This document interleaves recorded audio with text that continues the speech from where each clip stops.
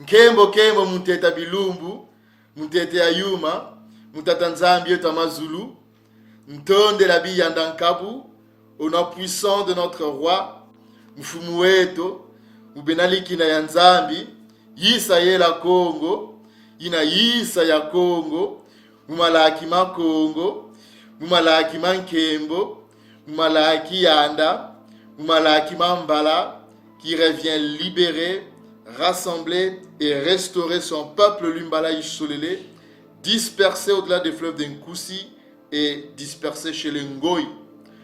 Bien-aimés frères et sœurs, saint peuple Lumbala de Yela Mbalou, de Yela Congo, nous continuons avec notre deuxième partie de la vidéo sur le calendrier divin de Yela Mbalou Congo que nous avons retrouvé. Alors, dans notre précédente vidéo, nous avons vu que pour déterminer le premier mois de l'année du calendrier divin de Yela Congo, nous devons observer les Ngonda Zambebi, c'est-à-dire le mois des épis, selon Nsafia Deboula, le chapitre 16, le verset 1er. Ok, mes frères et sœurs. Donc, Nsafia Deboula, le chapitre 16, le verset 1er. Donc, c'est comme ça qu'on définit, qu'on marque le premier mois de l'année du calendrier de Yela Congo. Alors, observer le Ngonda Zambebi signifie observer la maturité de l'orge pour savoir si elle est récoltable.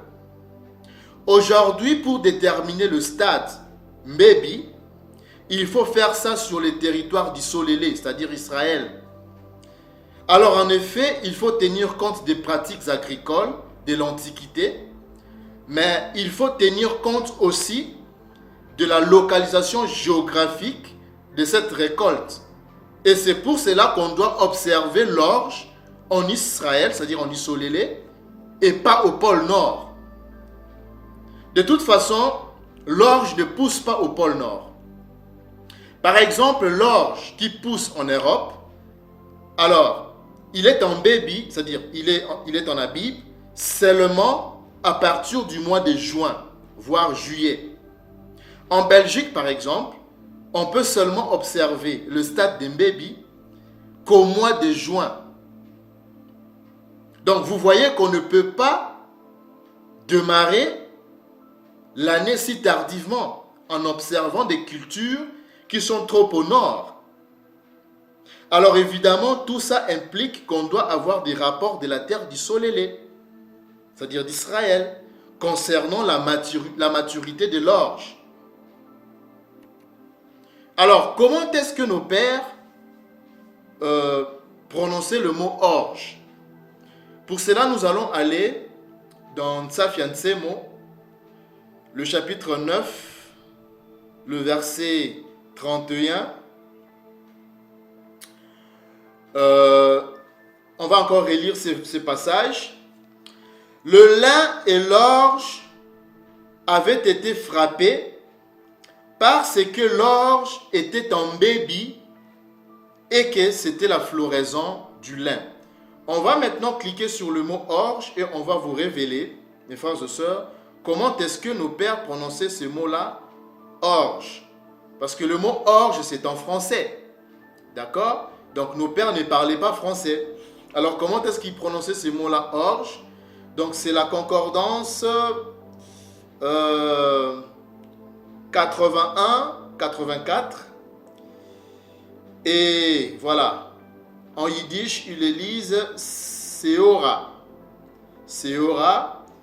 Et il a pour définition orge.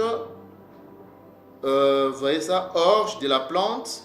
Ou bien orge de la farine ou du grain.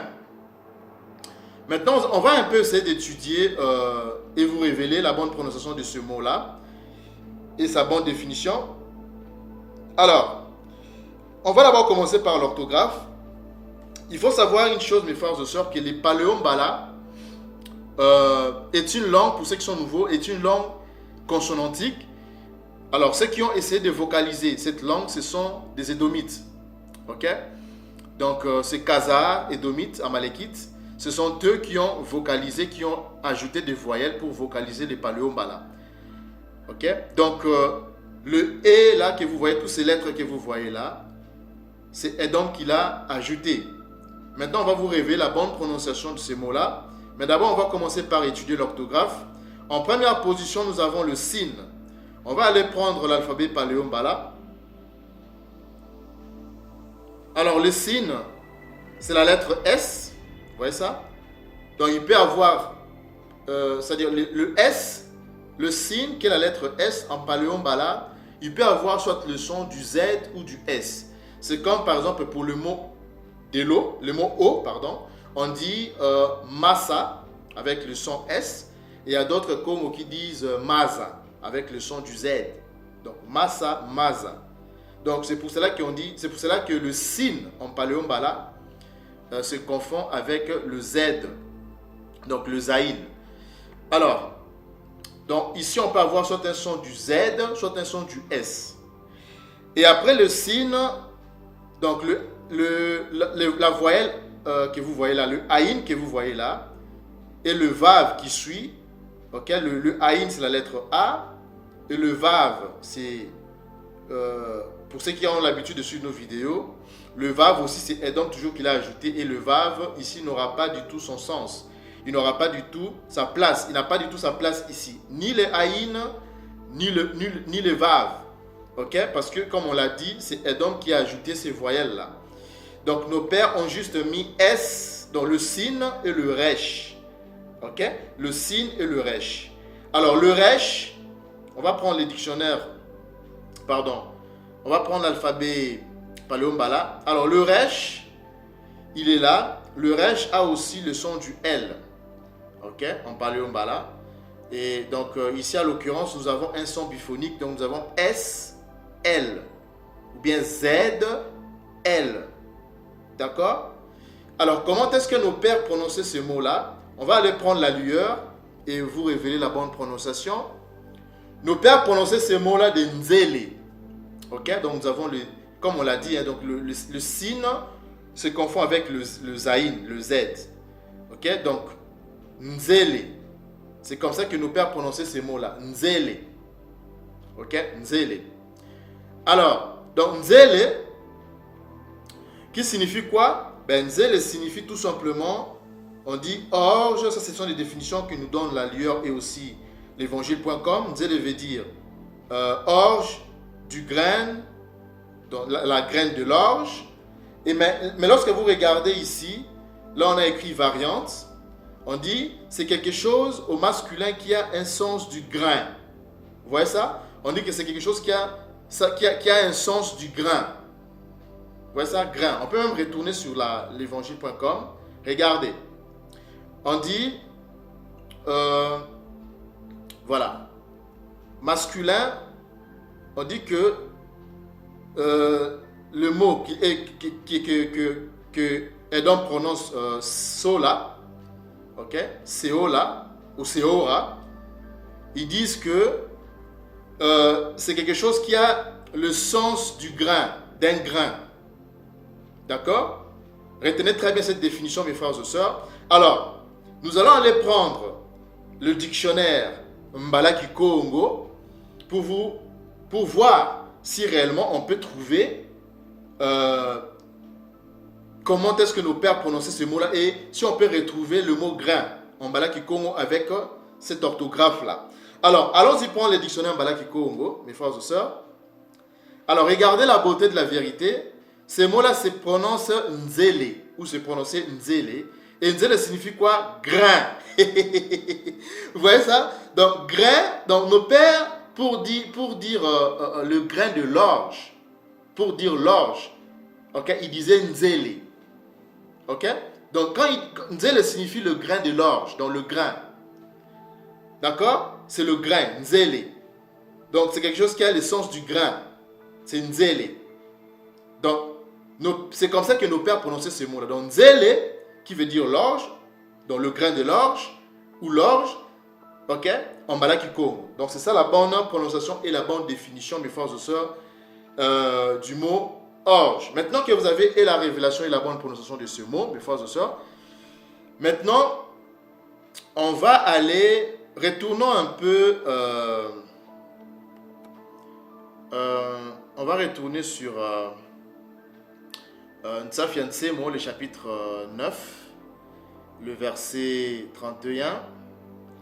Un instant, mes frères et sœurs. Donc, maintenant que nous avons la bonne prononciation de ce mot-là, mes frères et sœurs, on comprend maintenant que lorsque la Toli parle de l'orge, on comprend que nos pères prononçaient ce mot-là de Nzele.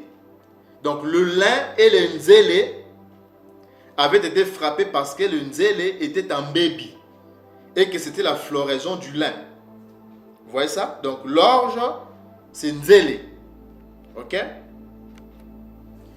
Alors, il faut savoir qu'il y a une variété d'orge aujourd'hui. Il y a une variété d'orge. Les pratiques agricoles modernes sont quand même très éloignées de ce qui se faisait à l'époque de l'Antiquité. Et ça se répercute sur les variétés d'orge, donc les variétés de Nzele. À l'époque, l'orge, c'est-à-dire le Nzele, avait simplement 2 rangs. Un rang à droite et un rang à gauche. Mais le problème, c'est qu'aujourd'hui, vous avez des orges à 6 rangs. Et on peut voir ça.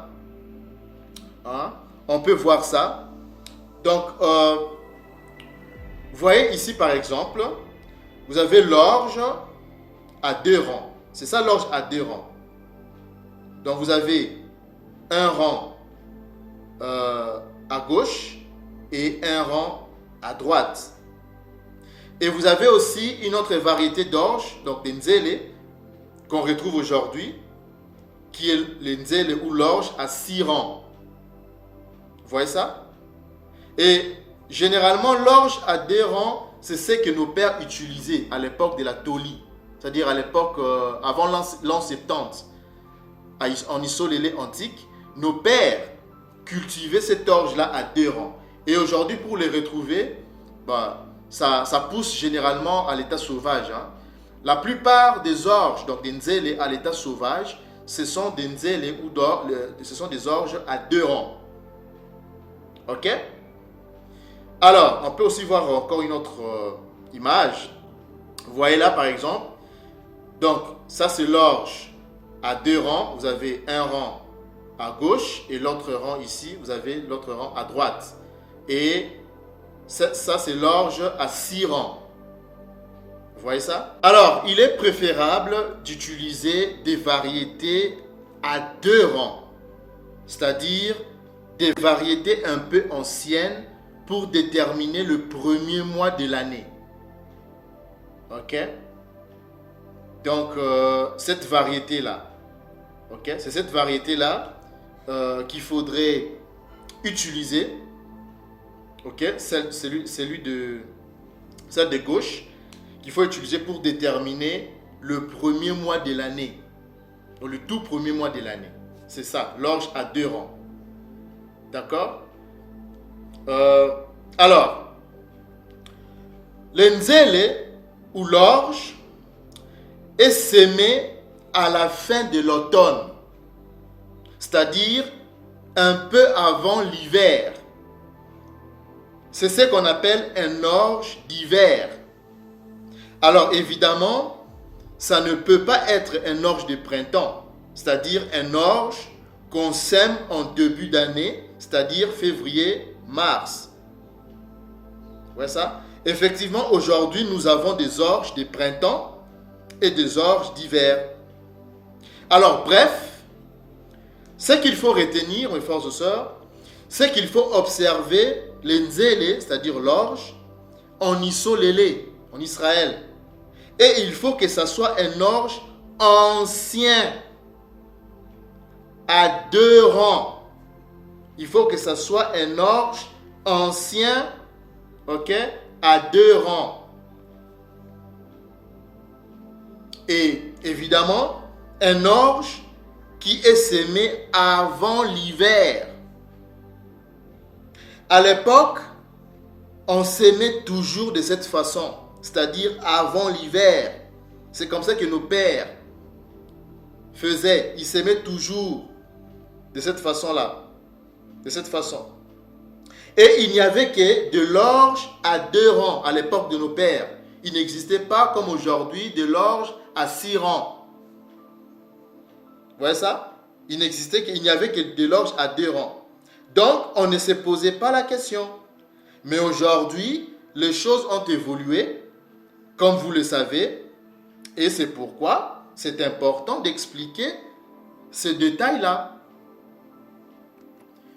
Alors, parlons maintenant des saisons qu'on retrouve en Isolélé, c'est-à-dire en Israël. Comme on vous l'a dit dans notre précédente vidéo, c'est-à-dire dans la première partie, le printemps et l'automne, dans la Strong ou dans les dictionnaires Strong, n'existent pas, bien-aimés frères et sœurs.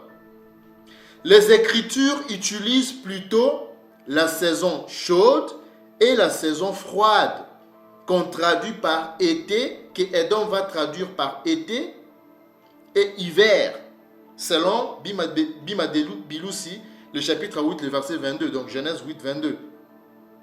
Et on va voir ça plus tard. Donc il n'y a que 2 saisons dans la Toli, et pas 4, comme on les connaît tous. Parce que Israël, donc Isolélé, se trouve dans une région proche des tropiques, mes frères et sœurs. Et on peut voir ça, mes frères et sœurs. Hein? Donc, vous voyez que Israël se trouve ici. Il est quelque part ici. D'accord? Et vous voyez que il se trouve très proche, dans une région proche, vous voyez ça? Proche du tropique de Cancer. Parce que nous n'avons que 2 tropiques. Nous avons le tropique des Cancers au nord et nous avons le tropique des Capricornes vers le sud. Donc Israël, Isolélé, se trouve dans une région proche du tropique des Cancers, mes frères et sœurs. Donc, sur le site de l'ambassade d'Israël, il dit ceci, que le climat d'Israël, des tempéré à tropical, se caractérise par un fort ensoleillement, par un fort ensoleillement. Et 2 saisons principales prédominent. Une période d'hiver pluvieuse, de novembre à mai, et un été chaud durant les 6 mois suivants. Donc il n'y a que 2 saisons en Isolélé. Et c'est pour cela qu'on ne trouve pas les notions d'automne ou de printemps dans la Toli. On peut voir ça, mes frères et sœurs. Allons-y sur le site de l'ambassade d'Israël en France, je précise bien en France. Nous sommes là sur leur site. Donc ici, nous sommes sur le site officiel d'Israël en France. On va lire maintenant la rubrique ou la catégorie. Sur la rubrique géographie et climat, on va vous montrer qu'il n'existe pas de 4 saisons en Isolélé, c'est-à-dire en Israël. Voilà, nous sommes là, climat. Climat. Alors, qu'est-ce qu'on dit? On dit le climat, voilà.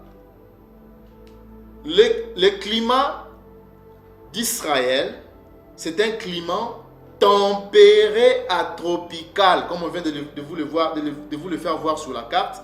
Pourquoi tropical? Justement parce qu'il se trouve dans cette région proche des tropiques de Capricorne. Donc on dit que le climat d'Israël, du Solélé, des tempéré à tropical, se caractérise par un fort ensoleillement. 2 saisons principales prédominent. Une période d'hiver pluvieuse, de novembre à mai, et un été chaud durant les 6 mois suivants. Donc mes frères et sœurs, il n'y a que 2 saisons en Israël. C'est pour cela qu'on ne trouve pas les notions d'automne ou de printemps dans la Toli. Vous comprenez ça maintenant, mes frères et sœurs? Alors, allons-y prendre Bimad Biloussi, le chapitre 8, le verset, on va aller au verset 22, descendons au verset 22, mes frères et sœurs. Ah, la Toli, c'est bon, hein? C'est bon, la Toli. Allons-y, mes frères et sœurs. Alors, ça fait Bimad Biloussi, le chapitre 8, le verset 22. On dit que tant que la terre subsistera, les semailles et la moisson, le froid et la chaleur, l'été et l'hiver, les jours et la nuit ne cesseront point. Mes frères et sœurs, comme on vient de vous le dire, les Écritures utilisent plutôt la saison chaude et la saison froide que Édom traduit par été-hiver. Ici, le mot été et hiver, ces mots ont été francisés. Est-ce que vous comprenez ça? Ces mots-là, été et hiver, ont été francisés. Nos pères n'avaient pas cette notion-là de, voilà, été, hiver, tout ça comme ça. Non. Ils disaient plutôt saison chaude, saison pour l'été et saison froide pour l'hiver. C'est comme ça que nos pères utilisaient ces préceptes-là sur les saisons. Vous comprenez ça? Maintenant, ce qu'on va faire, c'est quoi? On va vous les prouver. Ok? On va aller d'abord commencer par le mot été. Comment est-ce que nos pères, la pensée de l'auteur, est-ce que lorsque l'auteur écrit en Paléombala, est-ce que dans sa pensée, c'est cette saison dont parle ici, Édom a traduit par été ou hiver. C'est-à-dire, comment est-ce que nos pères prononçaient ce mot-là et comment est-ce que c'est-à-dire, je dirais, quelle était leur vision, ok, par rapport à ces deux préceptes-là d'été et d'hiver. Est-ce qu'ils pensaient à un hiver où il neige, avec de la neige, du verglas? Ok? Donc, on va aller étudier ces deux mots-là, mes frères et sœurs, et on va vous révéler les grands secrets. Commençons d'abord par le mot été. On va cliquer sur le mot été, et on va agrandir cette fenêtre. Un instant, mes frères et sœurs. Donc, nous avons comme concordance ici, c'est le 70-19.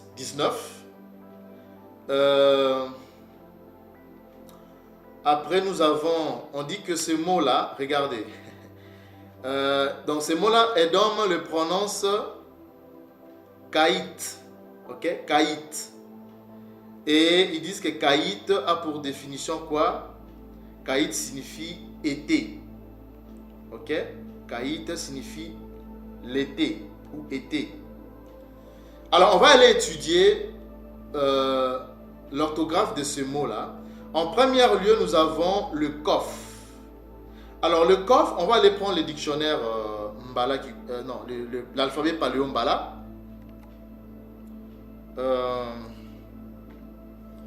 Alors, le Kof, il est là. Vous voyez ça? C'est la lettre Ki. Mais il a le son du K. Ok? Il se confond avec le Kaf. Ok? Donc, c'est la lettre Ki, mais il a le son du K et c'est la raison pour laquelle vous voyez le K qui est là. Ensuite, nous avons le Yod. Alors, le Yod, on va aller prendre aussi l'alphabet. Le Yod, il est là. En fait, c'est la lettre Y, mais il a le son du I. Ok? Le Yod a le son du I. Ok? Et ensuite, nous avons une dernière lettre là qui est le Tzadik. On va aller prendre aussi l'alphabet. Alors, il faut savoir que le Tzadik, c'est plus, on le retrouve plus dans... En fait, c'est juste parce que le Tzadik, c'est plus dans l'alphabet araméen, hein? Pardon, l'alphabet araméen, ok, qu'on retrouve le Tzadik. Mais il se confond avec le Tav, Ok? Donc le tzaddik se confond avec les taves. Il y a dans d'autres cas aussi, il peut se confondre avec le sin. Ok? Donc là, nous avons, en fait, c'est la lettre T que nous avons là. Ok? Nous avons la lettre T. Donc, nous avons toujours un son biphonique. Donc, K, I, T. Vous voyez ça? Alors, comment est-ce que nos pères prononçaient ce mot-là? Maintenant, on va aller prendre la lueur pour vous révéler d'abord la bonne prononciation de ce mot. Ce mot-là, c'est prononcé Kita. Ok? Parce que nous avons le Kof, le Yod et le Tzadik. Ou le Tzadik. Qui est la lettre, en fait, qui est la lettre T. Donc, c'est Kita. C'est comme ça que nos pères prononçaient ces mots-là. Kita. Ok? Alors, Kita, on va aller prendre qu'est-ce que signifie Kita dans le dictionnaire Mbalaki Kongo, mes frères et sœurs. Est-ce que cela signifie été? Ok? On va aller découvrir ensemble, on va vous révéler les grands secrets, mes frères et sœurs. Alors, regardez la beauté de la vérité. Kita, hein? Kita en Mbalaki Kongo signifie la chaleur. Non, c'est magnifique. Magnifique, mes frères et sœurs. Vous voyez comment est-ce que tout est parfait, tout est limpide, tout est propre, tout est véridique. Vous voyez ça? Donc, Kita, cette langue-là, hein, ne parlait qu'au-delà du fleuve d'Inkoussi. Ok? Donc, voilà. Vous ne trouvez que ça dans cette région-là, cette langue-là. C'est Paléombala là. Ok? Donc, nous la parlons au quotidien. Donc, Kita signifie la chaleur. Or, qui dit chaleur, dit été. Ou dit saison chaude. On peut aller voir ça. Hein? On va prendre Synonymo. Synonymo.fr. Regardez. Le mot été. Un instant. Ok. Regardez. Le mot été a pour synonyme quoi? Regardez. Le mot été c'est quoi? Saison chaude. Vous voyez ça? Été, saison chaude. Été a pour synonyme la saison chaude. Ça aussi pour synonyme quoi? La chaleur. Donc, vous comprenez maintenant que la pensée de l'auteur de nos pères, quand il dit Kita, il pense à quoi? À la saison chaude. C'est une saison chaude. Ok? Que Edom traduit par été. Qui va essayer de franciser. Mais en réalité, la pensée de l'auteur, lorsque nos pères écrivent, il dit tout simplement saison chaude ou la chaleur. Kita. Donc, Kita veut dire la chaleur ou la saison chaude. D'accord?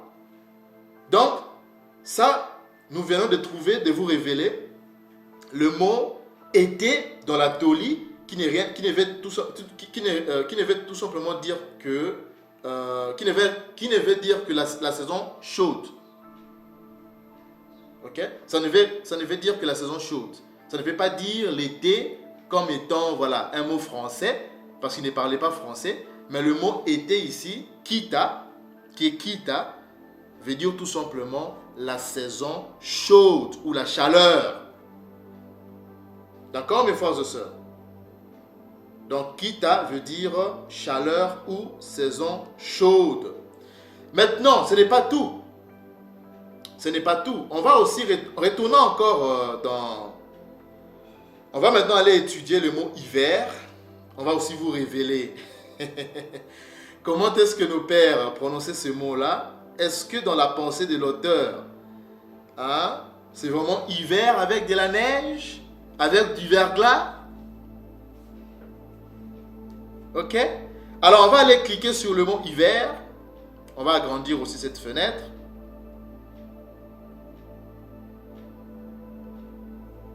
On va agrandir un peu la fenêtre. Donc, nous avons comme concordance le 27-79. Ok? Et on dit que, regardez comment est-ce qu'il lit ça. Il lit ça Koref. Donc, Kore ou Koref. Koref. Et ils disent que ces mots-là signifient quoi? Hiver. Vous voyez ça? Hiver. Ou le froid. Hiver ou le froid. Alors, ok, hiver ou le froid. Alors, ce que nous allons faire, nous allons d'abord aller étudier. Parce que lorsque vous regardez l'origine de ce mot-là, vous voyez que la prononciation de l'origine, de son étymologie, sont totalement différentes. Donc, kara et kore, c'est deux choses différentes. Donc, vous voyez que déjà, il y a un problème. Ils ne maîtrisent pas très bien cette langue-là, mes frères et sœurs. On va d'abord aller étudier. Okay? Cliquez d'abord sur l'étymologie de ce mot-là, c'est-à-dire l'origine, son origine. Lorsque nous cliquons sur l'origine, on va aussi agrandir la fenêtre. Un instant. Alors, nous avons comme concordance, c'est le 27, 78. On dit que c'est la racine primaire. Alors, qu'est-ce qu'ils disent? Ils lisent kara. Ok, kara ou kara. Donc, kara, qui veut dire quoi? Regardez la définition qu'ils donnent à kara. Ils disent que kara veut dire quoi? C'est toujours hiver. Vous voyez ça? C'est toujours le mot hiver. Ça est là. Donc, kara veut dire hiver. Maintenant, ce que nous allons faire, nous allons étudier, mes frères et sœurs. On va aller étudier le mot, l'orthographe de ce mot-là. En première position, nous avons le het. On va aller prendre l'alphabet. Alors, selon l'alphabet Paléombala, le het, il est là. C'est cette lettre H que vous voyez, mais ce n'est pas un H aspiré. Mais le het, il a le son d'un K, d'un kaf. Il a le son du kaf, d'un K fort. Ok? Et c'est la raison pour laquelle vous voyez qu'on a mis le K qui est là. On le lit avec un son du K. Kara. Ok? Et ensuite, nous avons le resh en deuxième position. Et le resh, on va aller prendre l'alphabet. Le resh, voilà, il est là. On a vu ça avec le mot nzele, donc le mot orge, donc le grain. Donc le resh a aussi le son du L. Ok? Donc en paléombala. Donc nous avons KL.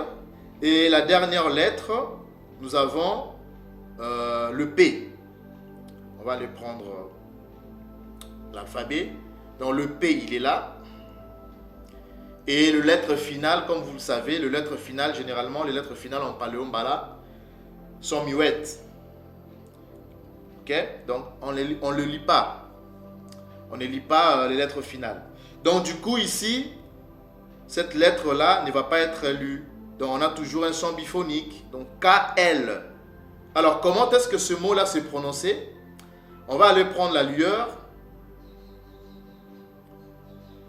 Un instant, mes frères et sœurs. Alors, donc, ce mot-là, c'est prononcé Kala. Ok? Donc, c'est Kala. Et Kala, on dit que Kala veut dire hiver. Ça veut dire hiver. Ok? On va aller prendre maintenant les dictionnaires. Mbalaki Congo, mes frères et sœurs. Allons-y. Alors,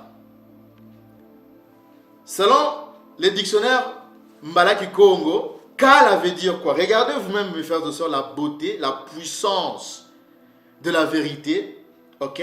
Encore pour une fois de plus, ce qui prouve que ce peuple dont parle la Toli, ben c'est bel et bien nous. Soyez-en fiers. Vous voyez ça? Donc, Kala veut dire quoi? On dit, Kala veut dire hiver sec. Ah non, c'est formidable, mes frères et sœurs, ce que Congo nous révèle, c'est terrible. Vous voyez ça, nous sommes dans l'ère, comme on vous l'avait annoncé dans nos précédentes vidéos, nous sommes entrés dans l'ère de vérité. Et nous sommes en train de rétablir, Congo est en train de rétablir sa vérité. Ok? Donc, mes frères et sœurs, Kala ou Kikala veut dire quoi? Hiver sec. Donc quand on dit par exemple Ntsivu Kiaki Kala, ou Ntsivu Kiakala, Kala veut dire un hiver sec. Hiver sec. Mais qu'est-ce que signifie hiver sec? Est-ce que c'est de l'hiver? C'est un hiver avec de la neige, avec des verglas. C'est quoi la pensée de l'auteur? Parce que nous cherchons la pensée de l'auteur. Regardez la beauté, mes frères et sœurs. On va encore prendre toujours, restons toujours dans les dictionnaires Mbalaki Kongo. Regardez la beauté encore de la vérité. Regardez vous-même, mes frères et sœurs.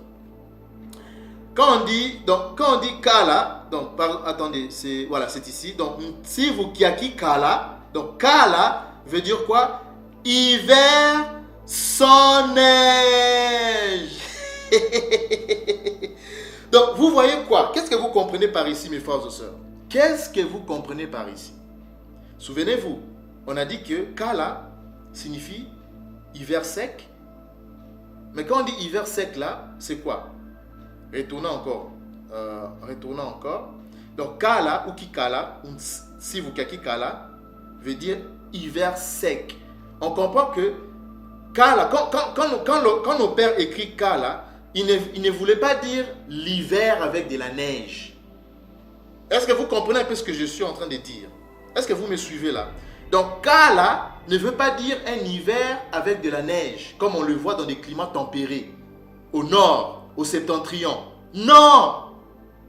Donc Kala veut dire quoi? Ntsivu Kiaki Kala, Ntsivu Kiaki Kala ou Ntsivu Kiakala, ça veut dire quoi? Ça veut dire hiver sans neige. Kala veut dire hiver sans neige. Ça veut dire aussi quoi? Saison froide. Saison froide. Maintenant, vous comprenez que c'est un jeu de mots. Nous sommes en face d'un peuple usurpateur, d'un peuple ténébreux, d'un peuple diabolique qui a joué avec des mots. Parce que lorsque vous lisez la Toli, mes frères et sœurs, et que vous lisez le mot hiver, été, vous pensez automatiquement dans votre tête, vous croyez que ces climats-là, ces livres que vous lisez là, que vous appelez la Torah, dans la Toli, ça appartient aux Édomites. Pourquoi? Parce qu'il y a des mots qu'ils ont francisés qui vous amènent à croire, à penser que oui, réellement, ces genres de climats-là, on ne les retrouve pas, on ne les retrouve que au nord, au septentrion. Donc, automatiquement, le peuple qui vivait là-bas, ce sont des peuples à la couleur rose. Parce qu'en réalité, ce sont des rosés, ce ne sont pas des blancs. Donc, les Édom, comme les définit aussi très bien la Toli, il est rouge, rosé. D'accord? Donc ce n'est pas ce peuple-là. Ce livre n'en appartient pas à ce peuple-là. Ici, il ne s'agit pas de l'hiver avec de la neige, mes frères et sœurs. C'est un hiver. En fait, ce que nos pères ont voulu tout simplement dire, c'est tout simplement la saison froide. C'est tout. Maintenant, qu'est-ce que Édom, le diable, ce qu'il a fait, c'est quoi? Il va maintenant jouer avec des mots. C'est-à-dire qu'il va maintenant traduire Kala par hiver pour confondre les gens. Lorsque les gens vont lire, vont penser que mais oui, l'hiver, mais ça c'est pour les Européens, ça, les Édomites. Donc c'est eux le peuple. Non. C'est pour cela c'est important. La langue est importante, mes frères et sœurs. Il faut étudier. Les mots. Lorsque vous avez des difficultés à comprendre certains passages, étudiez le mot si du moins vous maîtrisez la langue. Étudiez le mot pour comprendre la pensée de l'auteur. Là, quand nous avons étudié, et là on vous les révèle, donc Kala n'a rien à voir avec l'hiver, où il neige, tout ça comme ça, comme on le voit en Europe ou au pôle Nord. Rien du tout, mes frères et sœurs. Ça n'a rien à voir avec ça. Ici, c'est tout simplement la saison froide, c'est tout. Que Édom va traduire par hiver, comme aussi on vient de le voir avec le mot été, Kita, qui en réalité n'est pas été, mais tout simplement la chaleur ou la saison chaude. C'est comme ça que nos pères comprenaient, je vais dire définissaient le type de climat de leur environnement, là où ils se trouvaient. Le climat qui était en face d'eux, ils les définissaient comme Kita pour dire saison chaude et Kala pour dire la saison froide. Et que Edom, après avoir détruit le temple de Yalousalama, va récupérer notre livre et il va maintenant jouer avec des mots francisés pour venir tromper le peuple élu de Yelambalou que nous sommes. Donc, vous comprenez maintenant, mes frères et sœurs, que les Écritures,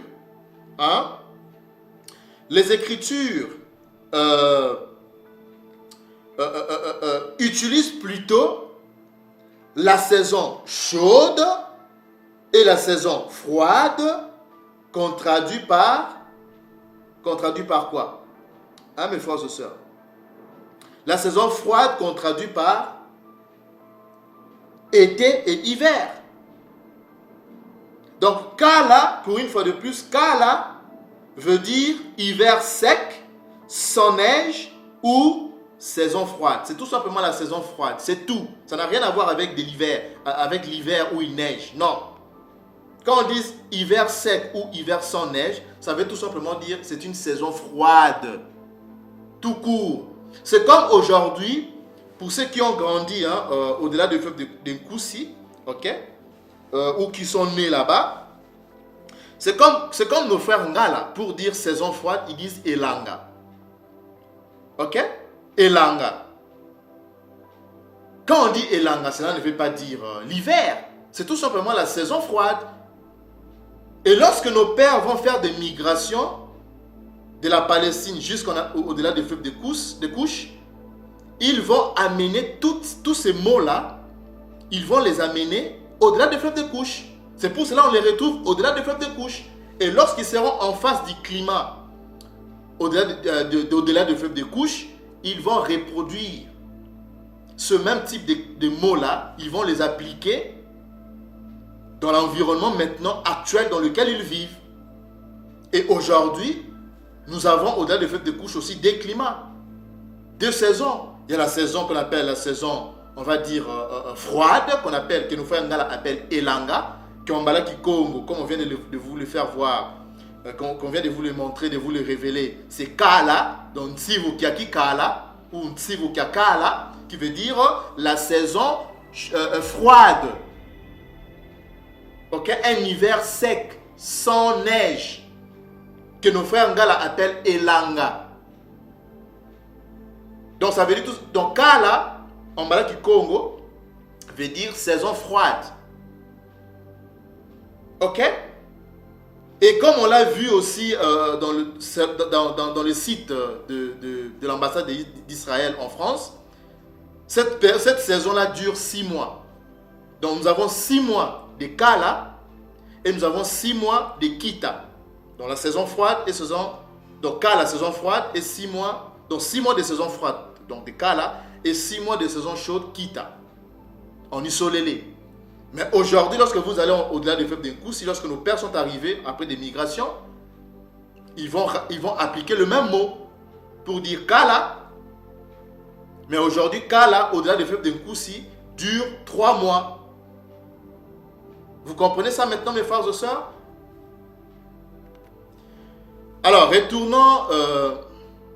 maintenant qu'on vient de vous révéler le mot hiver, qu'on a compris que ce n'est pas hiver dans le sens, on va dire, selon les concepts, on va dire, édomites, avec de la neige. Ici, il s'agit tout simplement d'une saison froide, c'est tout, d'un hiver sec, sans neige, saison froide. Retournons maintenant, parce que ça c'était l'étymologie. Retournons maintenant dans le, on va dire, les substantifs. Parce que c'est ce mot-là, Kala, qui va donner ce mot-là que Edom va lire Kore. Mais en réalité, ce n'est pas Kore, c'est toujours Kala. Qui traduisent encore par le mot hiver ou froid. Vous voyez ça? Froid, hiver. Donc ce mot-là, vous voyez que eux-mêmes, c'est-à-dire que ces gens-là, ils ne maîtrisent pas cette langue. Vous voyez que dans l'étymologie, Kara, qui veut dire hiver, mais c'est-à-dire que ces mêmes mots-là, avec le même lettre, la même orthographe, mais ici, quand ils vocalisent, ils trouvent un autre, c'est-à-dire ils vocalisent avec une autre vocal, c'est-à-dire ils essayent après avoir vocalisé ce mot-là, ben, c'est complètement différent de son étymologie, de son origine. Mais par contre, c'est le même mot en fait. C'est le même mot. Parce qu'ils ne maîtrisent pas cette langue-là. Ici aussi, c'est Kala. C'est pas Kore, c'est Kala. D'accord? C'est comme ça que nos pères le prononçaient. D'accord? Donc, c'est Kala.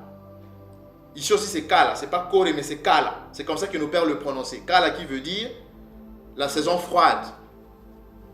Et on l'a vu.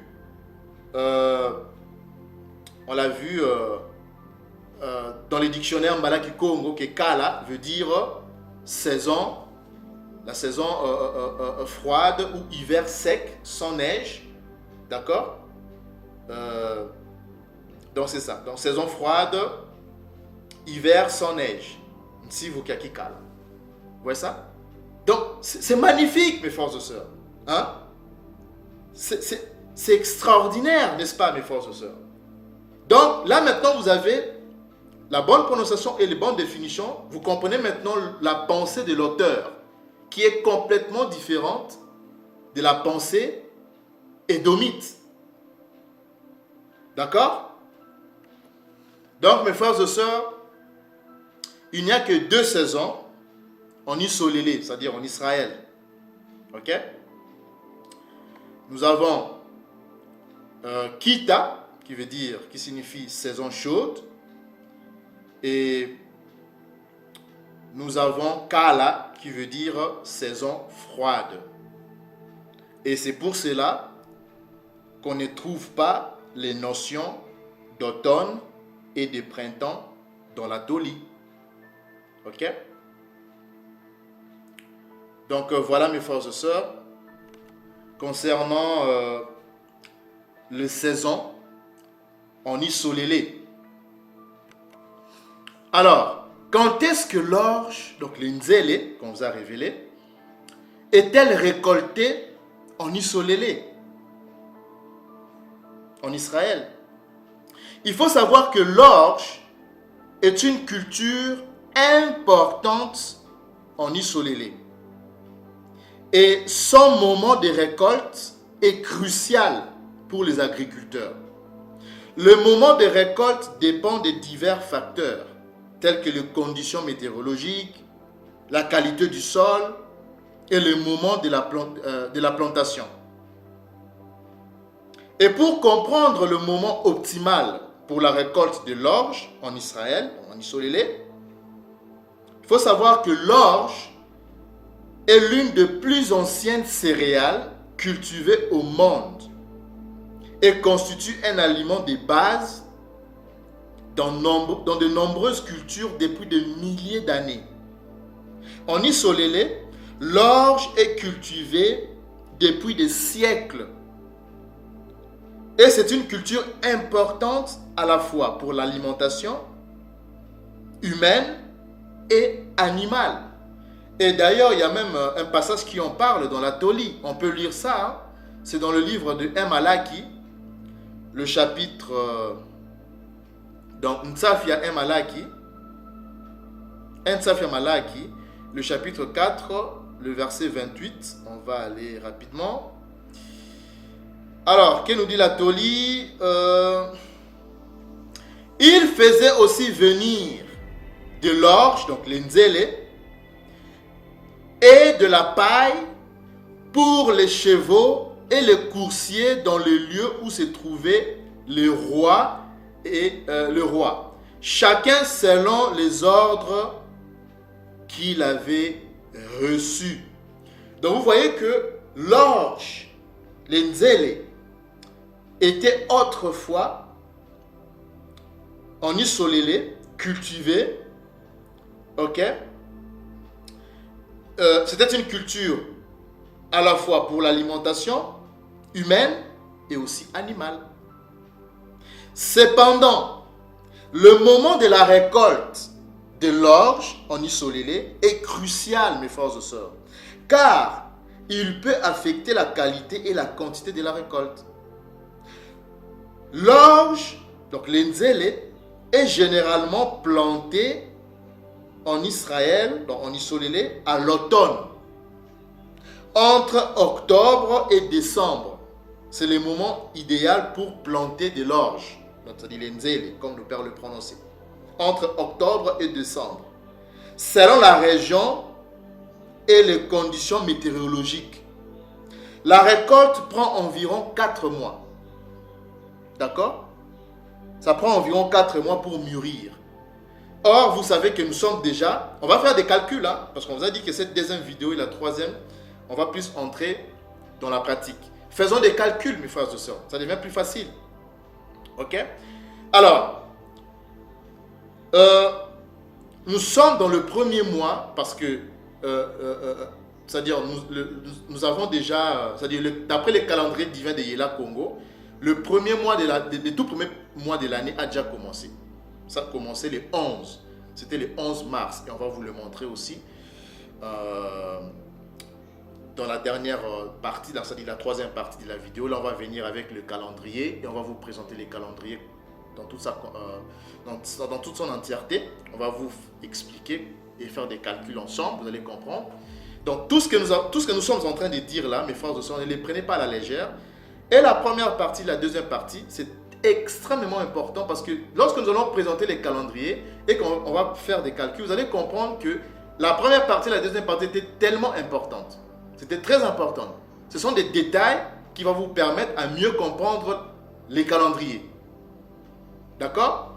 Donc, je reprends. L'orge est généralement plantée en Israël, c'est-à-dire en Isolélé, à l'automne, entre octobre et décembre, et selon les régions et les conditions météorologiques. Donc la récolte prend environ 4 mois pour mûrir. Alors, le 11 mars de cette année, le 11 mars, c'était le premier jour du premier mois du calendrier. Donc le premier jour du premier mois, de l'année du calendrier divin de Yela Congo. Alors, si la récolte de l'orge, donc d'une zélé, prend 4 mois, alors faisons des calculs. Le 11 mars, c'était le premier jour du premier mois. Si nous remontons, le 1er février, nous avons 1 mois. Le 11 février, nous avons 1 mois. Le 11 janvier, nous avons 2 mois. Même si nous... Bon, vous savez que le mois de février n'est pas complet, hein, ça varie, hein, entre 27 et 29 jours, selon les calendriers grégoriens. Bon, on va quand même considérer, donc, on va dire... Bon, considérons que, voilà, c'est plein, c'est normal. On va dire que, voilà, du 11 mars au 11 février, nous avons 1 mois. Du 11 février au 11 janvier, 2 mois. Du 11 janvier au 11 décembre, nous avons 3 mois. Et du 11 décembre au 11 novembre, nous avons 4 mois. Cela revient à dire que les moments pour cultiver, les moments optimal, idéal pour cultiver de l'orge, donc l'enzele, c'est au mois de novembre. Vous comprenez ça maintenant? Donc c'est au mois de novembre qu'il faut planter de l'orge. Parce que le calendrier, comme on l'a dit dans la première partie et la deuxième partie, pour déterminer, pour fixer les calendriers divins de Yela Congo, vous avez besoin de l'orge, donc d'enzele. De cette culture-là, il faut cultiver cette céréale-là pour observer le stade de Mbebi, c'est-à-dire le stade qu'on appelle le stade Habib, le stade de maturation, de maturité de Nzele, de l'orge. Donc c'est au mois de novembre qu'il faut planter de l'orge pour les récolter. Donc la sémaille ou l'ensémencement, c'est au mois de novembre,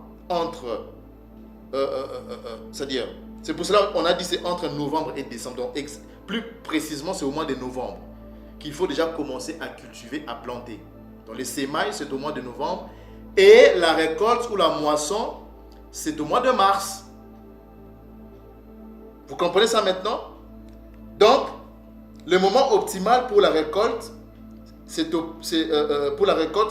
que, qu'est-ce que je dis? La récolte prend environ 4 mois pour mûrir.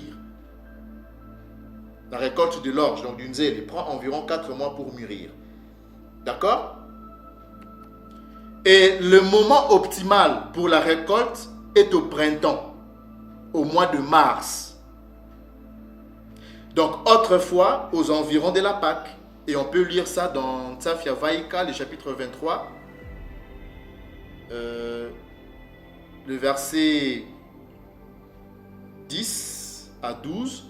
Parle aux Béna Isolélé et tu leur diras, quand vous serez entrés dans le pays que je vous donne et que vous y ferez la moisson, vous apporterez au sacrificateur une gerbe, donc une gerbe d'orge, donc des nzélé, prémisse de votre moisson. Il agitera de côté et d'autre la gerbe devant Yanda, afin qu'elle soit agréée. Le sacrificateur l'agitera de côté et d'autre le lendemain du sabbat, du samba. Et au verset 12, le jour où vous agiterez la gerbe d'orge, donc des nzélé, vous offrirez en holocauste à Yanda un agneau d'un an sans défaut. Vous voyez ça? Pendant ce temps, les plantes d'orge, donc des nzélé, au mois de mars, comme on l'a dit pendant la récolte, ont atteint leur pleine hauteur et ont développé la quantité maximale de grains. Les mois de printemps sont généralement secs et chauds, ce qui est idéal pour la récolte et le séchage, le séchage du grain. Il faut savoir aussi que l'orge, donc le nzélé, était cultivé en Canaan avant même la conquête israélite. Là, on peut voir ça dans Bima Deboula, le chapitre 8, le verset 8 aussi. On va lire ça rapidement. Donc, Bima Deboula, le chapitre 8, le verset 8, on dit... un instant... Attendez... Non, on va commencer à partir du verset 7. Car Yanda Eli, ton Elimo, va te faire entrer dans un bon pays, pays de cours d'eau, de sources, de lacs qui jaillissent dans les vallées et dans les montagnes. Pays du froment, c'est-à-dire du blé, d'orge, c'est-à-dire des nzélé, et de vignes, de vignes et de figuiers et de grenadiers, pays d'oliviers et de miel. Vous voyez ça, mes frères et sœurs? Donc, on voit que avant que nos pères puissent entrer en Canaan, déjà cette terre-là, cette région-là, ok, les Cananéens cultivaient déjà, ils avaient déjà connaissance de cette céréale qu'on appelle les nzélé, dans l'orge. Ils cultivaient cette céréale bien avant l'entrée de nos pères en Canaan. Ok? Et aussi, on va voir que même aussi en Égypte, ainsi qu'en Égypte aussi, l'orge était cultivée. Et ça d'ailleurs on l'a lu à plusieurs reprises. On va encore retourner. C'est dans Tsafia Ntsemo, le chapitre 9, le verset 31. Ici ça parle de l'Égypte, donc des Mounsoula. Le lin et l'orge avaient été frappés parce que les nzélé étaient en baby et que c'était la floraison du lin. Vous voyez ça? Alors nous allons parler maintenant sur les différents stades de développement du grain d'orge, donc des nzélé. Alors mes frères et sœurs, on va vous expliquer maintenant les différents stades de développement. Alors, il faut savoir que, premièrement, d'abord, nous avons le stade qu'on appelle la pollinisation ou la fécondation. Vous voyez ça? Donc là, vous avez le grain, il est là, il commence à croître. 7 jours après, il a maintenant cette taille-là. Ok? Le grain d'Inzélé, il a cette taille-là. 7 jours après. Le 8e jour, ok, nous avons le stade laiteux. Ok? Nous avons le stade laiteux le 8e jour. Donc, c'est à partir d'ici que normalement, je vais dire que c'est à partir de ce stade que nous comptons le premier mois. Ok? Que nous comptons le début du premier, c'est-à-dire le premier jour. Donc, c'est à partir du stade laiteux qu'on est en mesure, ok, d'observer la nouvelle lune, ok, et de marquer ou de fixer les tout premiers jours du premier mois du calendrier divin de Yela Congo.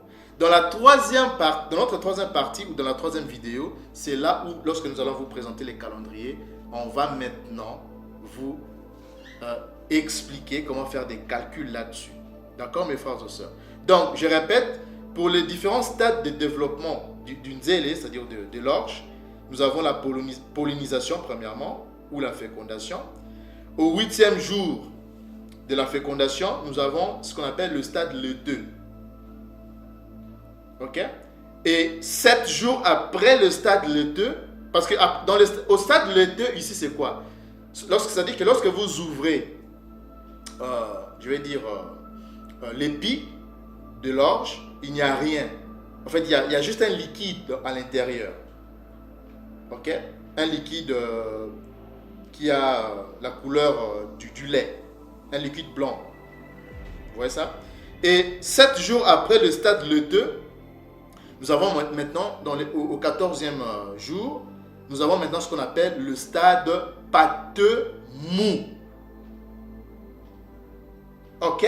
Donc vous avez le stade pâté mou.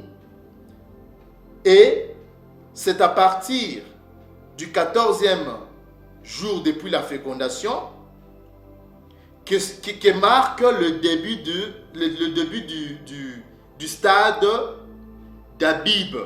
Donc, vous voyez, lorsque nous avons lu, lorsqu'on a parlé, parce qu'on a parlé de ça dans la première partie de la vidéo, c'est-à-dire dans la première vidéo, vous voyez maintenant l'importance pourquoi on devait vous expliquer d'abord comment fonctionnent les calendriers divins de Yela Congo.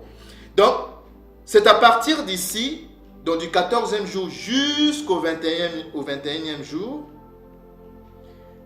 que nous avons maintenant ces fameux stades qu'on appelle le stade d'Abib, qu'on vous a révélé son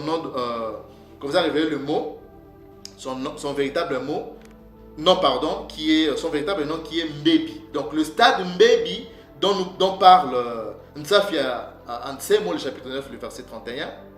Ok? C'est justement là. Donc ça part du 14 jusqu'au 21. Donc c'est là. Donc là, qu'est-ce que vous remarquez? Ici, vous remarquez que la graine de Nzélé, c'est-à-dire la graine de l'orge, a été complètement formée, c'est-à-dire la formation complète du grain. C'est pour cela, lorsqu'on vous a révélé le mot Nzélé, on vous a révélé le mot Mbébi, on vous a dit que Mbébi n'a rien à voir avec le mot printemps, mais c'est un stade de maturité, de maturation ou de développement d'une céréale particulière qu'on appelle les Nzélé, l'orge. Ok? Donc, et d'après le dictionnaire Mbalaki Congo, Mbébi veut dire quoi? Maturité incomplète, mais formation complète. Formation complète, c'est-à-dire que la graine est complètement formée à partir du 14e jour depuis la fécondation. Et il ne va plus grossir parce qu'il a accumulé toutes ses réserves ou tous ses potentiels possibles. Donc il a accumulé tous les potentiels possibles et la graine de Nzélé ne va plus grossir. Il ne va plus croître, mais il va tout simplement maintenant commencer à sécher. Vous voyez ça? Donc à ce stade-là, c'est ce qu'on appelle le stade pâteux mou. Déjà à ce stade-là, on peut consommer la graine d'orge. Donc on peut récolter cette céréale à ce stade-là. On peut récolter la céréale à ce stade-là et le faire sécher et faire de la farine pour faire des gâteaux, du pain ou du pain sans levain. Vous comprenez ça? Donc c'est à ce stade-là. Donc ça part du 14 au 21. Donc c'est à partir du 14, la graine ne va plus grossir, ne va plus croître. Formation complète. Mais maintenant, il va commencer à faire quoi? À sécher. À partir du 21 jusqu'au 31, c'est là maintenant, au 31e jour depuis la fécondation.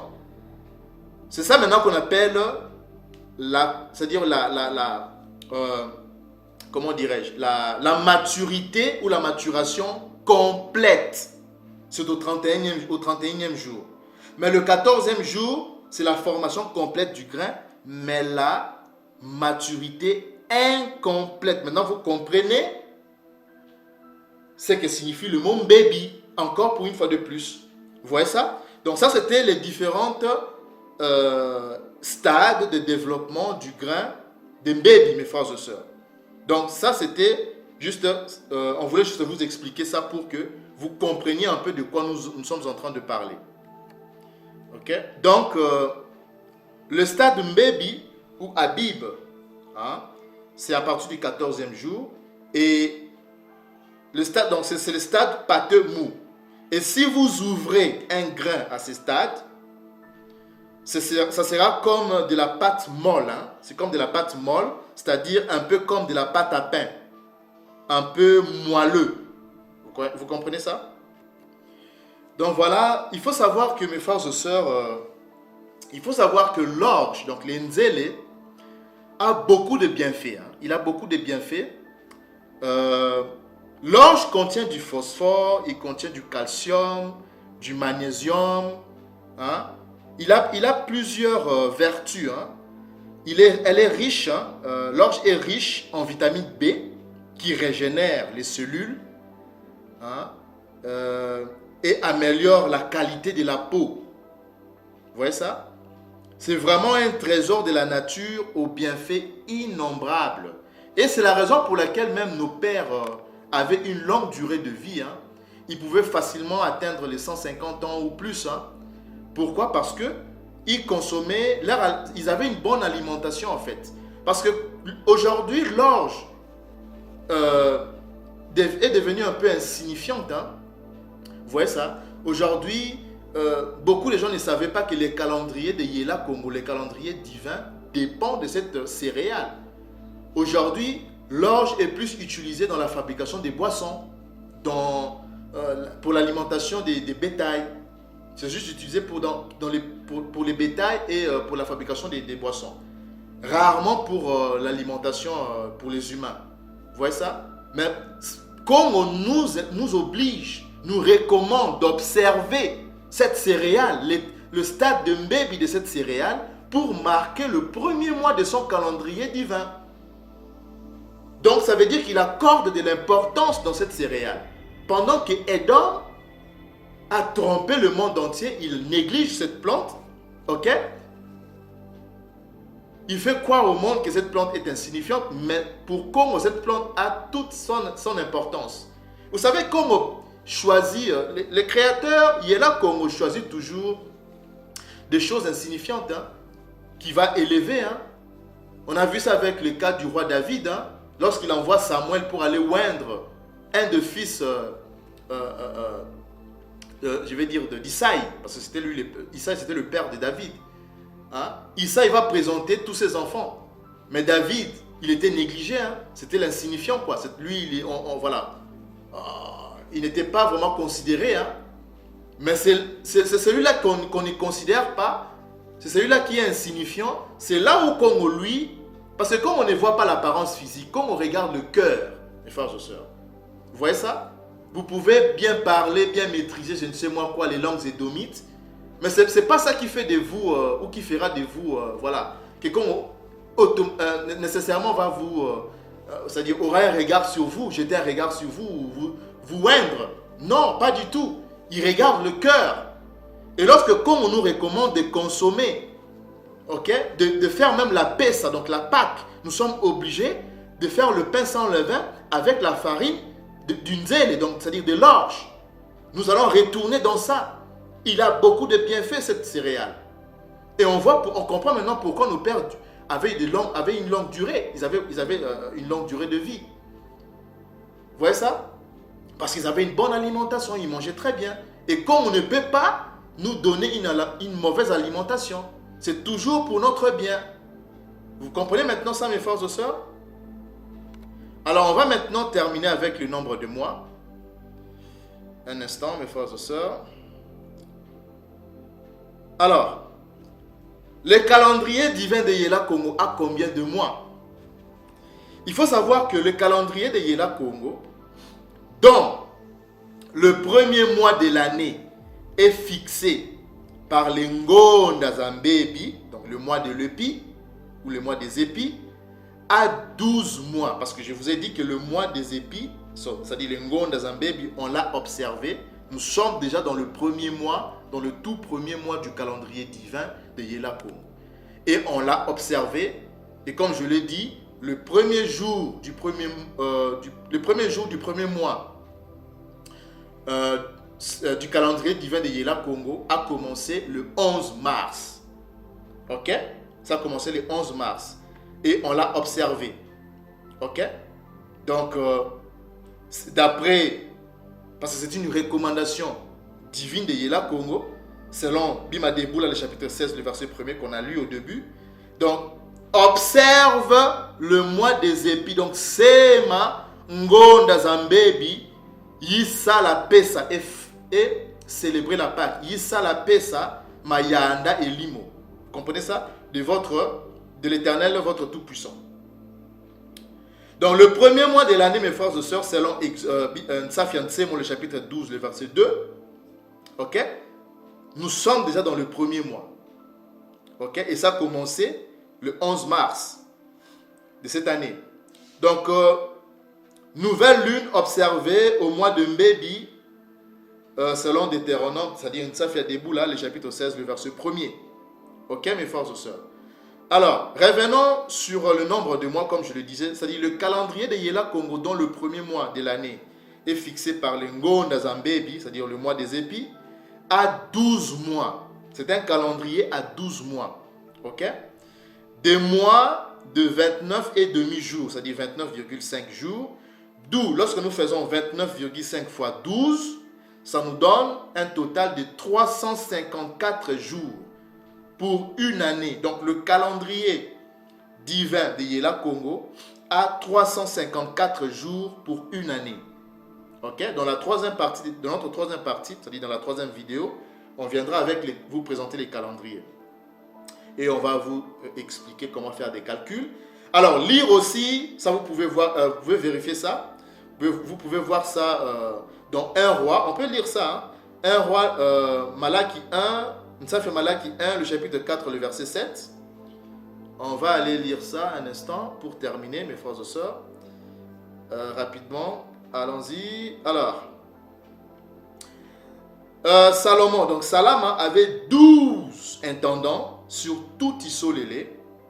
Il pourvoyait à l'entretien du roi et de sa maison, chacun pendant 1 mois de l'année. Comprenez ça maintenant que les calendriers divins à 12 mois. Il y a aussi une autre écriture, c'est dans le livre d'Apocalypse, le chapitre 22, le verset 2. On va aussi lire. Terminons là-dessus rapidement. Un instant. Alors, Apocalypse, le chapitre 22, le verset 2. Au milieu de la place de la ville et sur les 2 bords du fleuve, il y avait un arbre de vie produisant 12 fois de fruits, rendant son fruit chaque mois. Donc chaque fruit rendait son fruit chaque mois. Donc vous comprenez que, et on dit dont le feuille servait à la guérison des nations. Donc vous comprenez que le calendrier divin a 12 mois. Ok? C'est un calendrier à 12 mois. D'accord, mes frères et sœurs? Ça, c'était pour le nombre de mois du calendrier de Yelamba Congo que nous allons vous présenter dans la troisième partie de la vidéo. Dans notre troisième vidéo, on viendra vous présenter les calendriers et vous montrer comment calculer, mes frères et sœurs. Alors, c'était ça la révélation d'aujourd'hui sur la deuxième partie du calendrier divin de Yela Congo, mes frères et sœurs. Que Yela Nkabu, Ya Congo, vous bénisse de partout vous nous avez suivis. Tondele Abiyanda Yamazulu, au nom puissant de Yisaïel à Congo, à suivre pour notre troisième vidéo. Tonda.